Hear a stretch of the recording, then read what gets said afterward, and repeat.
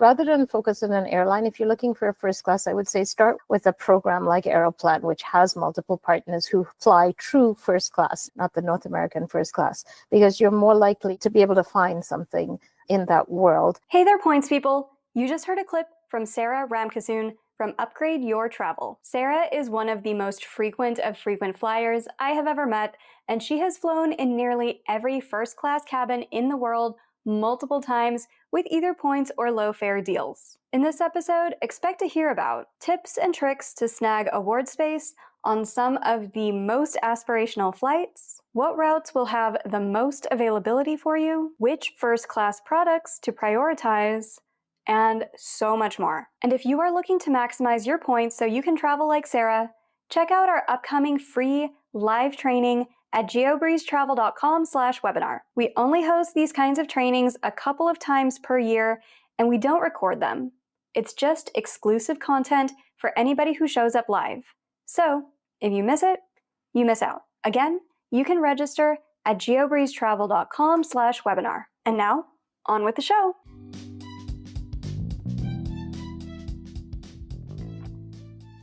Hey, Sarah. Welcome to the GeoBreeze Travel Podcast. Thank you, Julia. I'm honored to be here. I'm excited too. I am excited to chat with you. You are one of the most frequent of frequent flyers that I think I've ever met.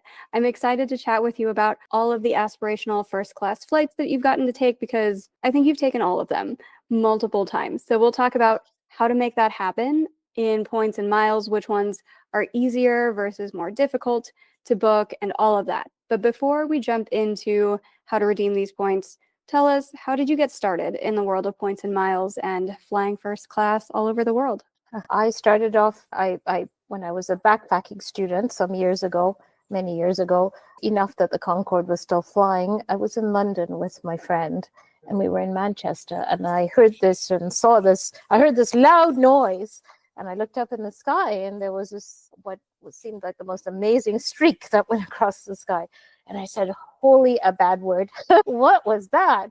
And I learned that was a thing called a Concorde. And I said, what is this Concorde? I must find out more. And so I came back home to Toronto. I had flown in regular people's class and economy. And as a student, I was just excited to travel anywhere. So that was wonderful in its own way. But I looked up the Concorde and I thought, this seems like an incredible thing. And then I looked at the price of the Concorde. And a student, and the price of a Concorde ticket was never going to happen anytime soon. But I saw on the British Airways website this little button next to the cash button, and it said Avios. And I said, what's an Avios? And I clicked on it, and I learned what an Avios was, and I learned that it was a thing called points. And what's more is I learned that if I had 50,000 of these magical Avios things, I could fly on the Concorde. And so given that it was $50,000, okay, it wasn't $50,000, it was $5,000 in cash. But in 20 years ago, that was a lot of money. And it was 50,000 points. So I immediately thought, okay, well, how can I earn these? How do I get these points? And after many rabbit holes, I live in Canada, and I discovered that we had a British Airways Visa card in the very same bank that I was banking with. And so my very first card that I had in a points and travel game was an RBC British Airways Visa, so that I could fly on the Concorde. And once you fly on something real instead of economy, especially transatlantic, at least for me, I couldn't fly anything less real after that. I did not get to fly the Concorde as many times as I would like to, only the one time. But I enjoyed the experience of not being in economy so much, and I learned so much in that Avios space that I became a British Airways fan, so I flew my other transatlantic flights in business class. For a long time, my main player was British Airways to get across the Atlantic. What made you kind of dive deeper into the world of points and miles and realizing, oh, there's so many different cool airline products that are available to experience in the world? What kind of made you dive deep into that whole world? Yeah, before I got into that, I actually expanded into the world of hotels because it's one thing to be so British Airways was useful to me not just simply because I could fly to transatlantic, but soon I discovered well I could fly on American Airlines, for instance. So living in Toronto, and I was visiting Dallas or Miami or other places because I'm a fan of cruises as well, and so British Airways was enormous. Avi is very useful as a transfer partner. So for a while, so my next foray into the next level was actually into learning about American Express Platinum Card, where we had all the lounge access. So I learned about lounge access, and I learned about being able to leverage the fine hotel program and to get benefits like breakfast and to start to learn to chase status in hotels. So that was exciting for a couple of years. And to answer your question about the next level of flights, that had to do partially with a change in the credit card world in Canada. So prior to the early 2000s, there were no compelling, our main airline is Air Canada, and there were no compelling Air Canada credit cards at the time. But around the mid 2000s, our banks here started and American Express as well, started issuing better Air Canada Aeroplan cards. And so my next foray from the flight perspective was really into the world of Air Canada. It's not so much that I love Air Canada or think that they have the best product in the world. I don't. I think they have a very decent offering in terms of the planes they fly. But I think they have a very good, very strong program. And for someone who lives in Canada or any of the border states, I would say, so even if you're living in the US but on the border, I think the Air Canada Aeroplan proposition is a very valuable one to position you to get to all those nice first class flights that we actually do want to fly. Oh, yeah. I love booking stuff through Air Canada. There's so many sweet spots. And I think more transfer partners, alliance partners, or other airline codeshare partners than any other loyalty program, which is fantastic. I think close on 42 partners. Yeah, that's incredible. As someone is wanting to fly more first class and not just business class, what would you say are some of the biggest mistakes where somebody's like, "Oh, I'm booking a first class flight," and you're like, "That's not the first class that you think it's going to be." One of the pet peeves I'm sure you're aware of, and some of the, as you go down this path, is that what we call first class in North America is not first class. It is barely what some of us will call business class, more along the lines of what we would consider premium economy in other airlines that fly first class, like Lufthansa and Emirates and so on. But Delta and United, American Airlines, they do brand their slightly better than economy offering in their cabin as first class. It does mean a slightly bigger size seat. It does give you things like check luggage. They do treat you more humanely and you don't line up as much. So I'm not going to knock it. But I think what it does is it does a disservice to the public, because what then, unless you're deep into this, you would not know necessarily that your experience on Delta as a first class passenger, you would not understand that is a vastly different proposition from your first class experience on Lufthansa or Singapore Suites or Emirates, some of my favorite products, or Cathay Pacific, which you, Julia, recently flew in. I'm sure you can attest to the difference. So I think just that nomenclature that a lot of the North American airlines brand their first, and even honestly, sometimes their business class cabins are really just a premium economy experience. It's better than economy, but it's nowhere near what we would call for international carriers, business or first. When someone's looking to do one of these nice first class flights, which ones tend to be the easiest to start with booking on points? Because some of these are borderline impossible for a lot of people, especially if they need like 4 seats or something. What tends to be the easiest first class flight to book overseas? I think we talked about Aeroplan briefly. I don't think of it so much in terms of an airline as specific as a program. So let's talk about Aeroplan partners for a second. They have partners in Etihad, Emirates, Lufthansa, all book with Airplan points. So rather than focus on an airline, if you're looking for a first class, I would say start with a program like Aeroplan, which has multiple partners who fly true first class, not the North American first class, because you're more likely to be able to find something in that world. Inherent in your question there, one of the tips and tricks that we all learn in this is that you have to sacrifice something to get something. And that often means your point of origin. So I live in Toronto, but often when I fly these first class cabins, I'm flying from Chicago or New York or Dallas. even Las Vegas, different places. It just depends on availability. If you're willing to compromise a little and take kind of a small flight or a hop or even a medium flight to get to a destination, and you broaden your originating point and you broaden which airlines you're willing to try, you're expanding your chances of getting there. For sure, especially if you can track some of the different routes that tend to have more availability.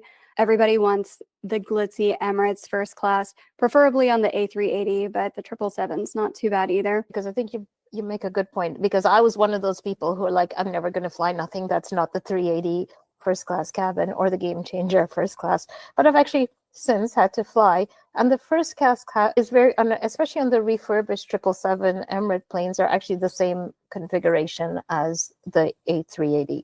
Now you are missing the bar and the shower, and we can go on and on because I'm a fan of showers. I think I could do a whole 1 hour because I shower in every lounge I can find, and I can talk to you about lounges. We can have a whole podcast about girls and showers and needing to be clean and smell clean. So I am a big fan of the shower on Etihad and Emirates. But having said that, you're absolutely right. If you're willing to be flexible, and if you want a taste of some of that nice cabin, especially Emirates, there are a number of shorter fifth freedom flights. So for people that don't know, fifth freedom flights are flights where with special permission, an airline is able to stop in another country. So a famous Emirates Fifth Freedom flight is from Hong Kong to Bangkok. And I have flown that route and I've paid cash for it because it was $450 cash in first class. At that point, it doesn't even make sense for me to use my points. I could have, but I would rather pay that money, fly first class, and collect points on a booking like that. So Fifth Freedom flights are a great way to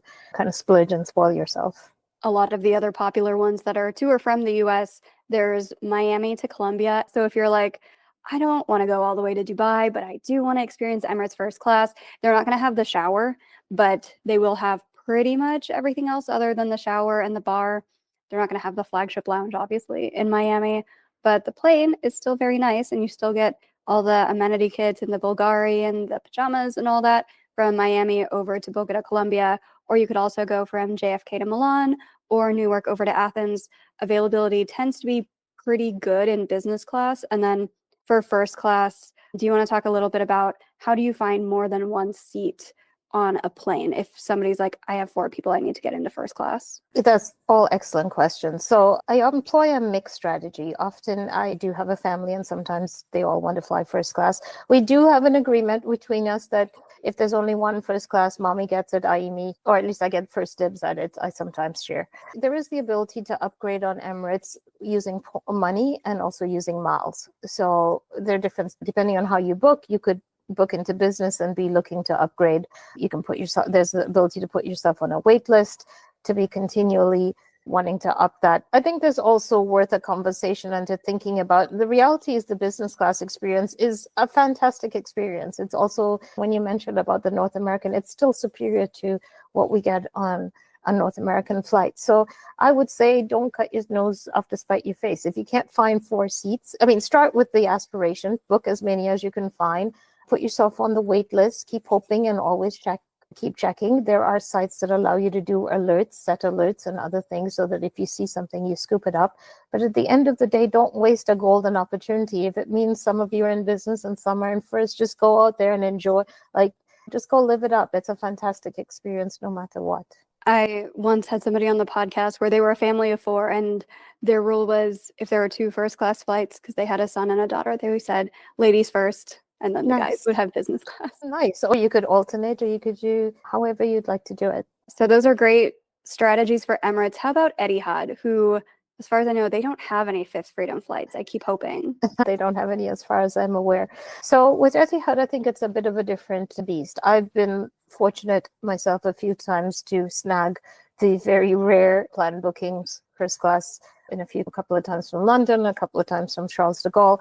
There was also a fairly famous short-lived mistake fare. Airlines will have a fare that seems somewhat lower than what they would normally price it at. And so I've been lucky enough to get a couple of those, and to actually, airlines don't always honor them. But in this particular case, I booked through American Express Travel and they helped to make sure that my flight stayed intact. In terms of a strategy right now, so Aeroplan, Air Canada actually just published earlier today, that starting on March 25th, they will be bringing back Etihad availability. It'll be dynamic. It was fixed before.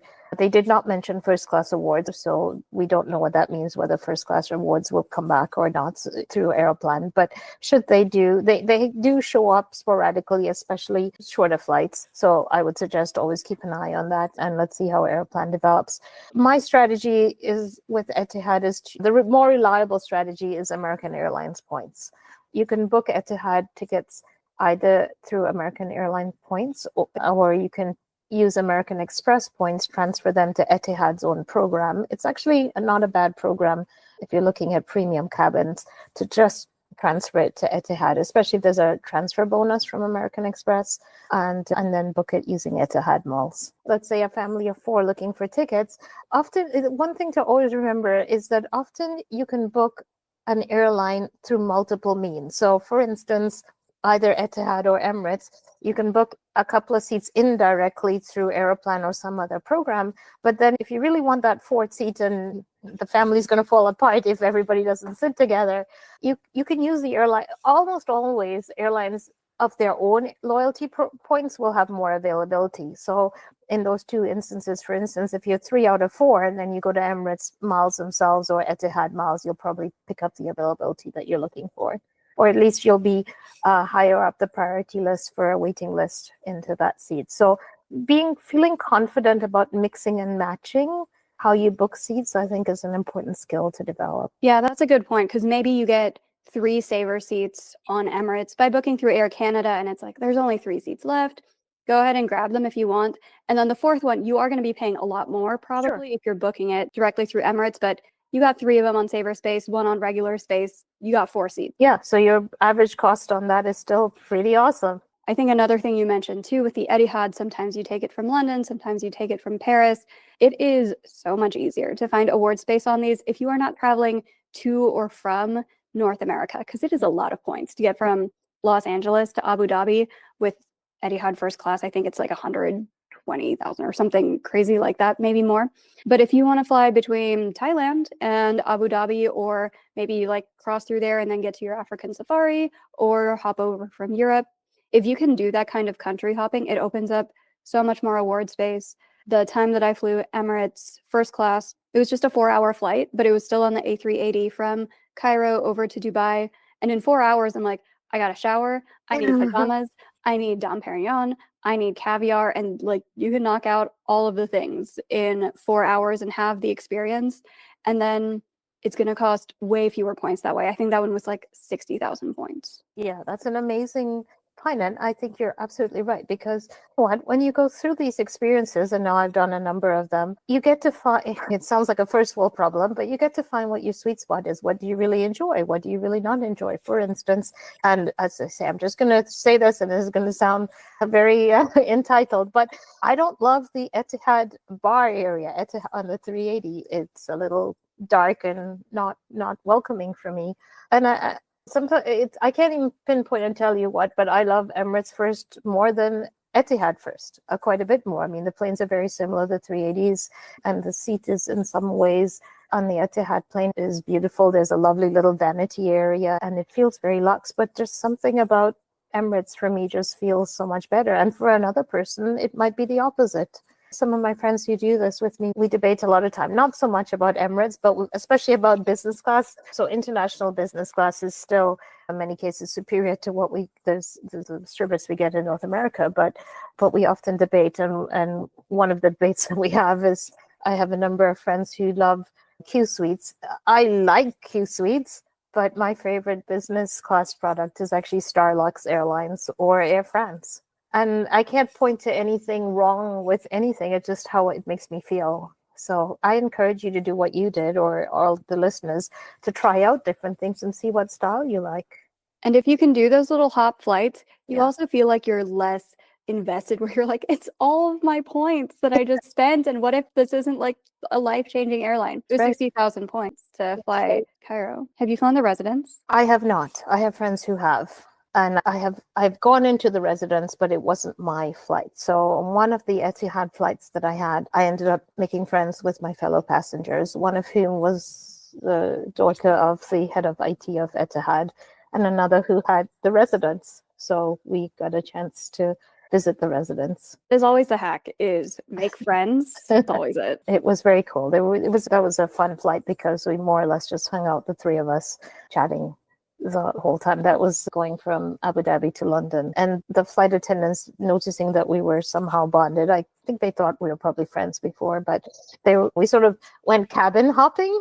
So we had meals in the residence area first, and then we moved to my little area. And the way the the way the Etihad cabins the cabins are set up is that you've got your big seat as the main person sitting, and then you've got a long bench which converts into bed, but it's enough. And there's actually seat belts for two people on that bench. So there are three people that can fit in your cabin. So you can actually have two guests there, and they will serve you your meal there, etc. And so then we did my cabin and then the other two cabins as well. We did not shower together. I'll just say before anybody wonders or asks. I don't know if anyone was going to ask, Sarah. It's good to clarify. I just thought I'd put it out there. I love showers, but we didn't shower together, which is a good transition into the Singapore suites. So there's a lot of other airlines where you can join another person, where with Cathay Pacific, they can have multiple seatbelts. So you dine with people in Singapore suites. You can have the double bed. What are some of your tips and tricks for landing these aspirational first class flights for the Asian airlines, which could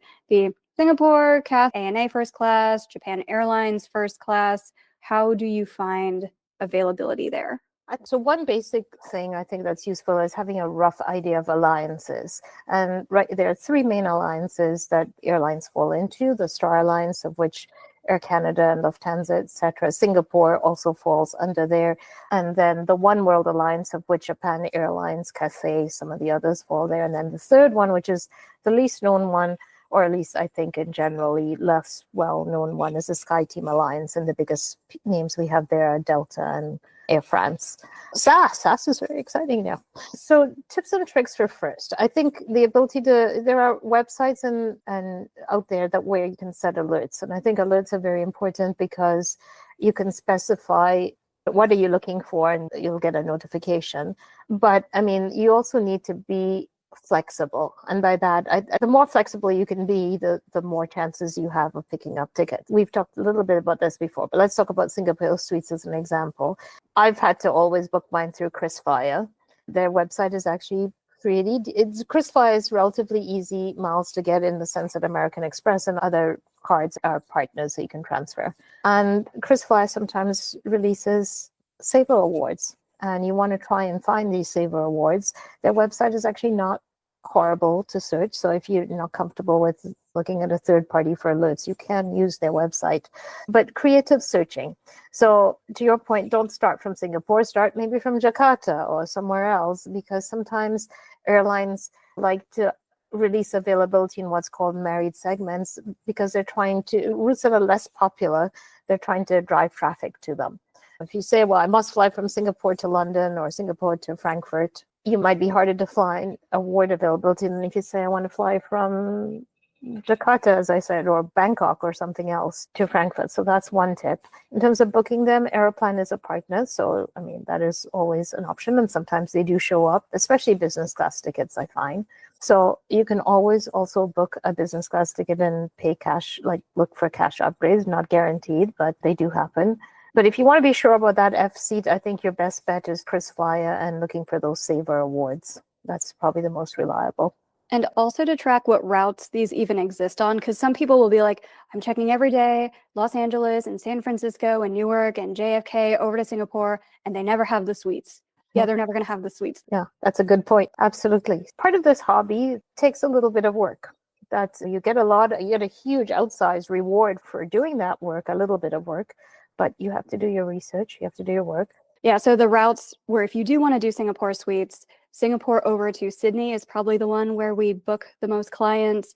You can find it over to Shanghai, Hong Kong, Mumbai, India. I think there's another one. It is very, very difficult to find availability over to London on that plane, or even Frankfurt. Just anything in Europe is difficult. But if you're staying within the Asia Pacific region, that would be the easiest way to find some award space with Singapore suites. And sometimes you won't find saver space. It'll be the advantage rate. And then you're like, do I want to pay 150,000 points or whatever it costs for the 8 hours to fly Singapore suites from Singapore to Sydney, maybe. Like to cross it off your bucket list, it's a maybe. But yeah, that flight between India and Singapore, they operate the Singapore suites quite a bit. I forgot the exact price, but it's pretty affordable because it's only a 5-hour flight. It is. And even on that flight, I've never actually paid cash. I've never actually flown that route. I've flown the longer. I've been lucky enough to fly the longer ones. But as I understand, the cash prices on that are pretty good too. So we talked about booking with miles into business and upgrading to cash, but you can do it the other way too. You can pay for a cheap, relatively cheap business class and use miles to upgrade into. How do you upgrade with miles? Because people ask this all the time of like, hey, I booked an economy ticket. How do I upgrade to business? And most of the time, it's very, very difficult. Where is this actually applicable? Yeah, so it depends. Unfortunately, it takes even more work, I think, than you have to be prepared to do some work because it varies from airline to airline, and even within an airline, they have specific rules about which fare classes are upgradable. So we tend to think, even in your example of economy, most airlines, they actually break down economy into several sub buckets. And when you think about upgrading that economy flight, and again, differs by airline, some airlines will not allow you at all any type of upgrade from economy. Some will allow you all classes. For instance, Air Canada will allow you reasonably to up if you've got something called e-upgrades from all classes, but it costs you more. The cheaper you pay in price, generally, the more expensive it is you have to pay for in the upgrades. So it differs by airline, and it really comes down to the airline and their booking class and their rules for upgrading. And so it's a little hard to give a specific answer there, but it is quite difficult in the sense that you have to know what you're doing and you have to pay attention to what the rules of that specific airline are and how many miles are going to be needed. I would always Google whatever airline you're working with, Qatar, British Airways, Singapore, mileage upgrades, and then you can see the award chart because with Emirates and Qatar and a whole bunch of other ones, they'll say, oh, do you want to go from business class to first class on this route from London over to Doha? It'll cost this many points. And so I'm not going to try to explain the entire chart on a podcast with hand motion and sign language, but if you Google airline you're looking for, mileage award chart, some of them will have it, some of them will not. And especially for a lot of the US based ones, it is much harder versus the international carriers. Depends again how much time you have. I have on occasion called up an airline and said, I can't find this information. Can you help me? And I'll be honest and tell you, sometimes they can't tell me. And you have to hang up and call until how hungry are you for that redemption, right? You have to think about, is the risk reward trade-off? Is it worth it? If it's going to cost me only a few more miles and I don't have the hassle of spending 10 hours on the phone, I'm probably just going to pay the few more miles with a few more dollars. If it's something really important, then I'll stick in for the long haul. Yeah, I think a lot of people just want all the stars to align. I once heard somebody got this on a mistake fare and I need these exact dates on this route. And sometimes you just end up paying a little bit more. Like they're not going to have saver space, but do you really want that first class redemption? Maybe you pay the regular price for it. It costs a few more points, but it's still a good cents per point redemption. I think of it for myself after all these years. People say, don't you get tired of doing this? And I don't, because I think of it as the joy that it gives me, right? The joy is in finding a deal, but even if I don't find a deal, it's the joy of traveling with my family or seeing something different or with friends or just doing something different. So as wonderful and amazing as all these redemptions are and the cabins are, etc., the larger sense of don't lose sight of it's a privilege to travel and we'll just enjoy it. One of these where there are so many different price points that you could pay is ANA first class, where there's the Virgin Atlantic price, where especially if there's a transfer bonus to Virgin Atlantic, you're sitting real good. There's also the Air Canada price, the United price on actual ANA's website. What is your approach when somebody's like, I really want to fly ANA first class? So for me, I have never booked ANA first class with anything other than Virgin, because when I calculated with the transfer bonuses from American Express or Chase at 30% or 40%, there is, for me, no way that you can beat an 85,000 point redemption in first class, which really is 57,000, 58,000 American Express points. I have debates with my friends about Avianca Life Miles and other ways to book Virgin, which you are better. I think the difference, the only challenge, there are two challenges with ANA. The first one is availability in terms of what's released to Virgin. So if you absolutely must fly on X day on X flight, then you're probably going to need to either book through ANA directly, or United seems to have much more availability last minute as well, like, or even further out. You need 300,000 United miles versus 85,000 Virgin miles for an F ticket redemption. I would tend to say, unless you're swimming in millions and millions of United, if you must fly on a specific day and it's not showing up on Virgin, then your next go-to is going to have to be ANA itself. But I urge you to think flexibly, to remember that the ANA Suites product flies from New York as well as Chicago. Remember that if you can't find it going directly to Japan, then like to Tokyo, maybe you can find it going to Osaka, as in it goes to Tokyo and then has a connector, or somewhere else.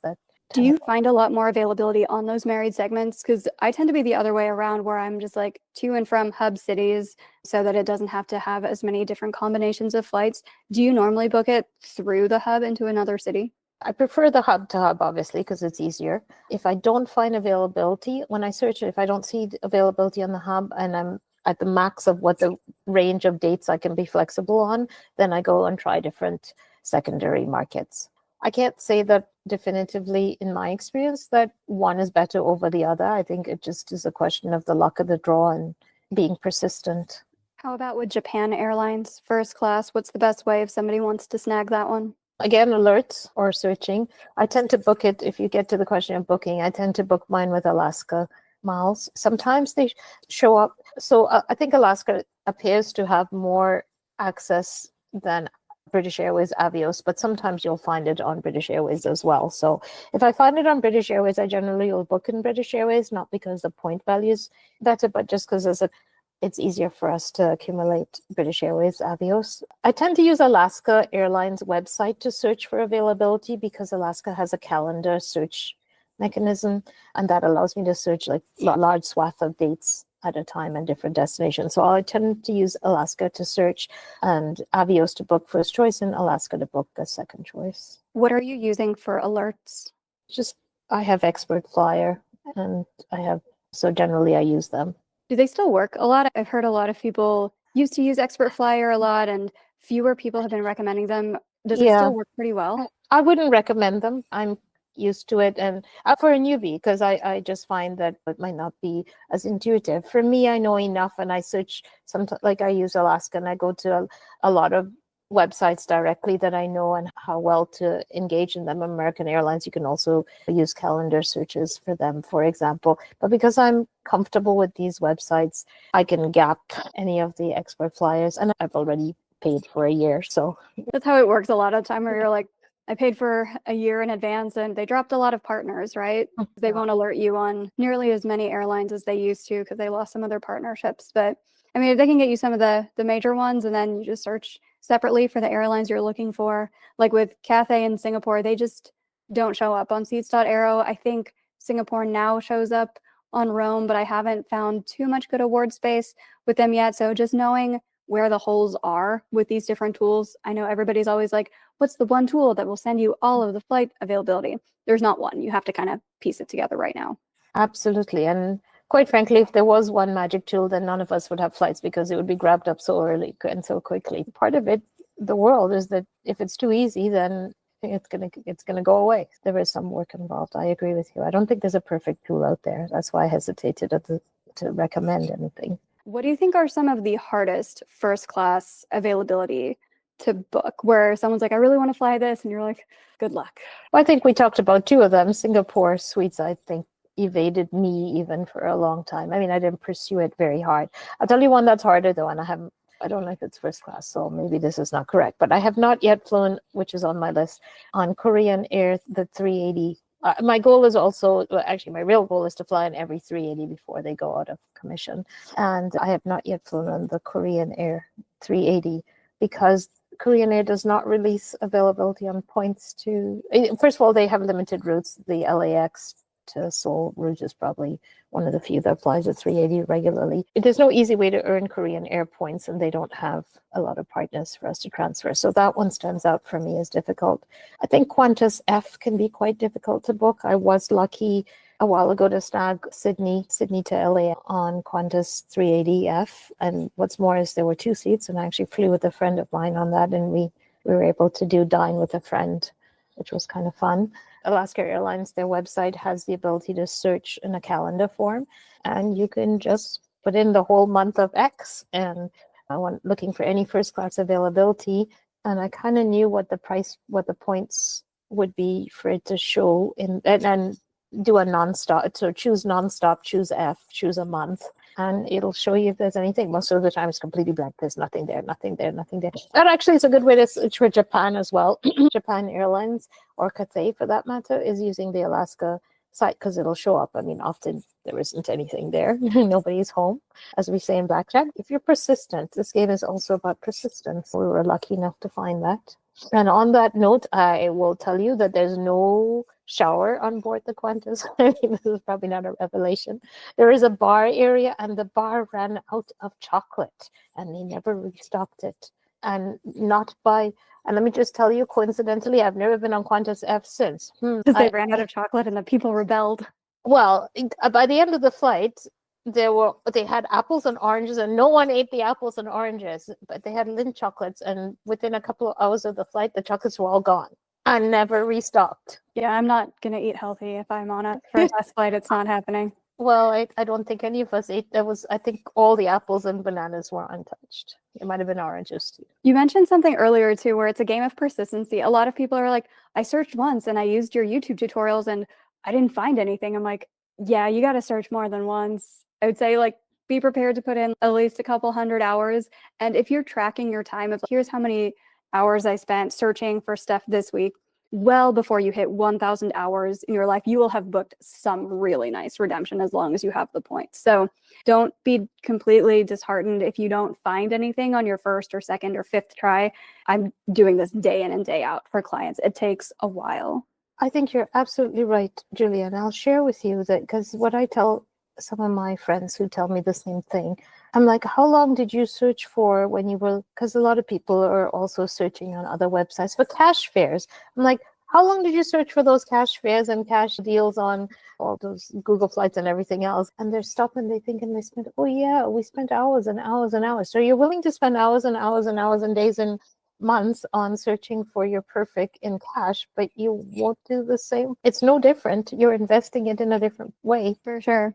All right. Another one of the first class products that people are like, oh my God, it's just impossible to do. Air France La Premiere. How are you doing this? You have two choices. Either you become Air France Platinum Blue yourself, and so you can book your points, or you get to be friends with someone who is Air France Platinum Blue member.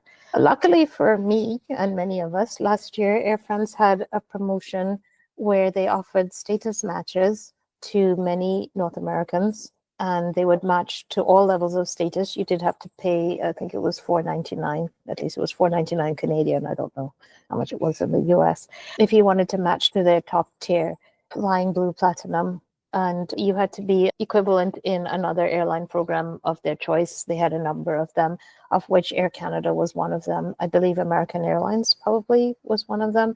I am an American Airlines Exec Platinum, and I'm also an Air Canada Super Elite, and both of those matched to Flying Blue. So I was able to match to Flying Blue.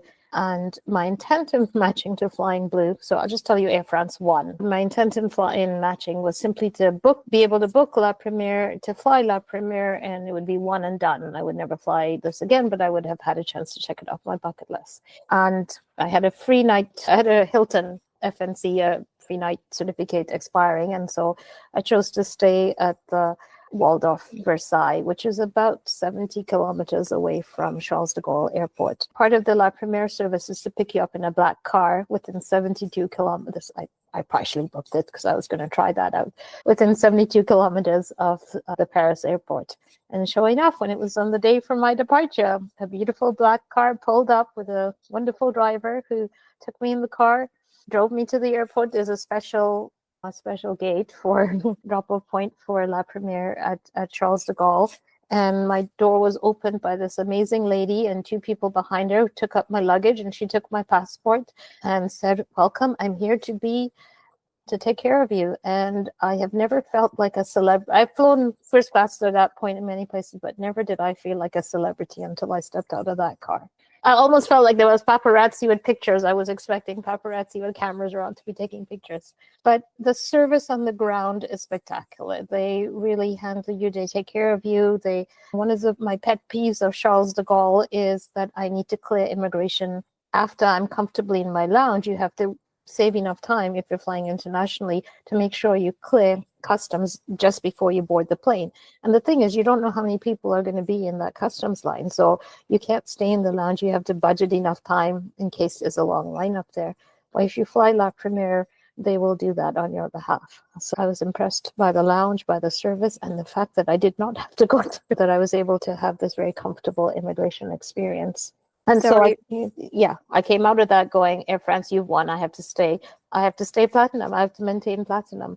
It's also because the way the Air France program works, it's harder to qualify from scratch into platinum, and it's much easier to retain platinum if you're already there. So you only require 300 of their XP, which you can think of as their tier points, to remain flying blue platinum, whereas you'd need, I think, over 1,000 if you're starting from scratch. I'm sure that the masterminds behind the status match within Air France and also the status match program will be very, very pleased to hear that it worked exactly as expected.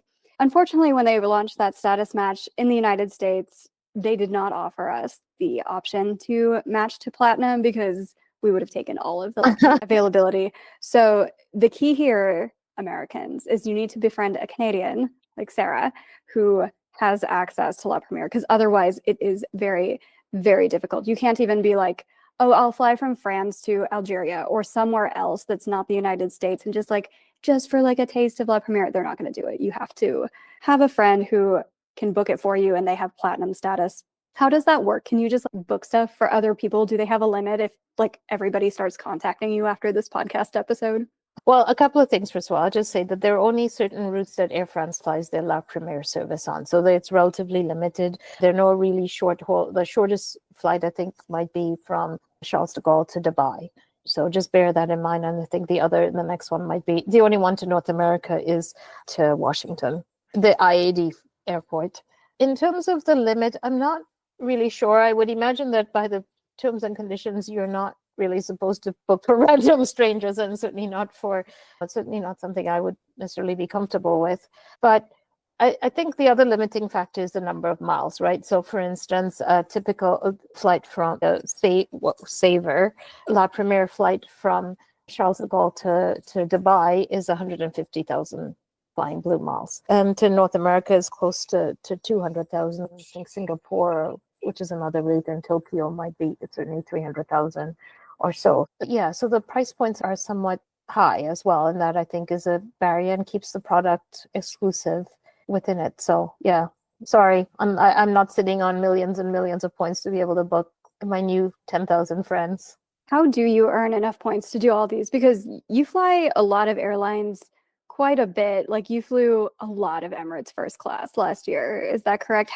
What's just your strategy for somebody who's like, how do you justify 150,000 or 200,000 points for a flight in first class? Oh, I think it depends on where and how you think of your travel budget, right? So most people, I think good financial hygiene at the start of the year, or whenever is the right time for you, sit down and think of what your travel budget is. I think it's then how you use your travel budget. So I tend to use a probably much higher portion of my family's travel budget to pay for credit card fees, and then leverage those sign-up bonuses from credit cards.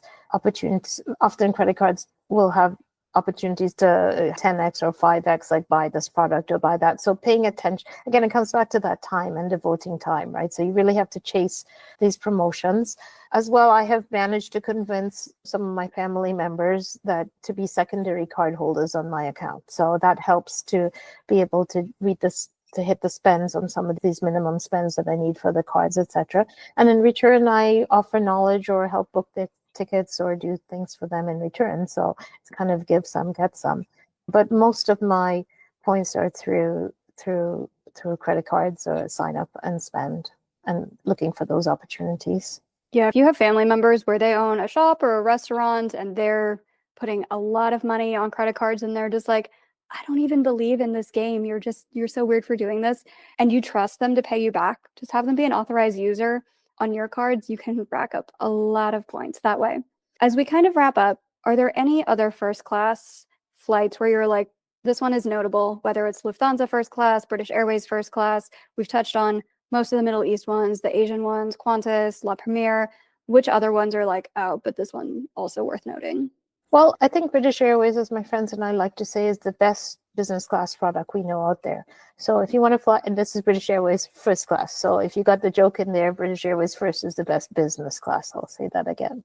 So that tells you what I think. I think it's a very functional first class. I wouldn't call it an aspirational one. I think Lufthansa does a nice all-around job. So I do like the Lufthansa F product, and why it's mentioned about availability. I think there's often availability that you can find last minute on Lufthansa F going to somewhere like Munich. It is on their older 340 plane, so not as nice a plane perhaps as some of the other things, but that's also why it makes it available. I've seen availability from like Boston or some of those East Coast cities pop up on Aeroplan within 3, 4, 5 days of a flight. So I think ease makes that a valuable point. And as well, Lufthansa will give you these cute little duckies. People love collecting the duck. All right. Well, as we wrap up here, thank you so much for sharing all your knowledge. So many people are looking forward to booking these different aspirational first class flights at some point. Where can they find you if they have questions? I have a website. It's www.upgradeyourtravel.com. It is in a relaunching phase. But one of the things I'll be doing very shortly is setting up a contest, and you have a chance to win some prizes if you sign up and give us your information. So look out for that in the next coming weeks.